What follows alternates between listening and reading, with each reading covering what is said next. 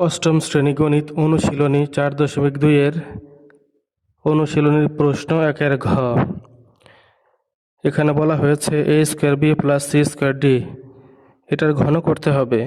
সমাধান লিখে এটা লিখলাম, এত এর ঘন, তারপর এটার কিউব সমান চিহ্ন দিয়ে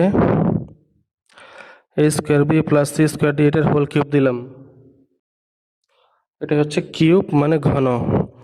তারপর এই লাইনটা কিভাবে হলো সেটা দেখে আসি। আমরা একটি সূত্র জানি, a plus b whole cube সমান a cube plus 3a square b plus 3ab square plus b cube. এখানে এই লাইনটুকু এই সূত্র অনুযায়ী হয়েছে। সূত্রের মধ্যে রয়েছে a, এখানে রয়েছে a স্কয়ার b, সূত্রে রয়েছে b, এখানে রয়েছে c স্কয়ার d, অর্থাৎ a এর জায়গায় a স্কয়ার b কে ধরতে হবে, b এর জায়গায় c স্কয়ার d কে ধরতে হবে। এখানেও পরিবর্তন হয়ে যাবে। সূত্রে আছে a কিউব, এখানে হবে a স্কয়ার b কিউব, কারণ এটা হচ্ছে এর জায়গায়।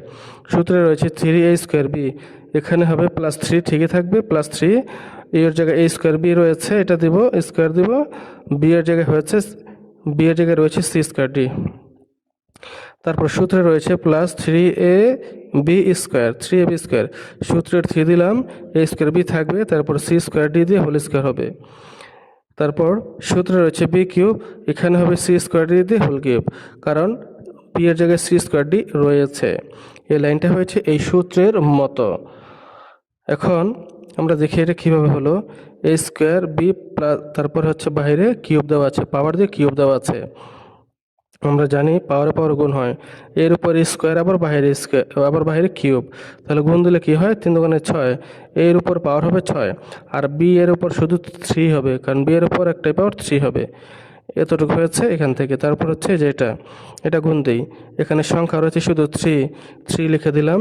তারপর হচ্ছে এর উপরে স্কোয়ার রয়েছে, আবার বাইরে স্কোয়ার রয়েছে, এর উপরে স্কোয়ার আবার ব্র্যাকেটের বাইরে স্কোয়ার, তার মানে বাইরের স্কোয়ারটা এটাও a স্কোয়ারে পাবে। তাহলে 2 দুগুণে 4 হয়, এর উপর পাওয়ার কত হবে, 4 হবে। আর বি যেহেতু খালি বাইরের স্কোয়ার রয়েছে, ওই বি স্কোয়ারটা শুধু বি স্কোয়ারটাই হবে, a to the power 4 b square হবে। তারপর সি স্কোয়ার থাকবে এখানে, আর ডি হবে এখানে। তারপর হচ্ছে যতটুক 3 দিয়ে a স্কোয়ার বি, তারপর হচ্ছে সি স্কোয়ার ডি দিয়ে বাইরে হোল স্কোয়ার, সি স্কোয়ার বাইরে স্কোয়ার, 2 দুগুণে 4 হয়, সি টু দি পাওয়ার 4, আর হবে ডি স্কোয়ার। এটা 3a square b c to the power 4 d square.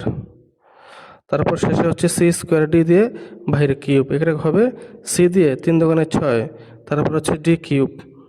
এটাই হচ্ছে ঘ নম্বরের অ্যান্সার।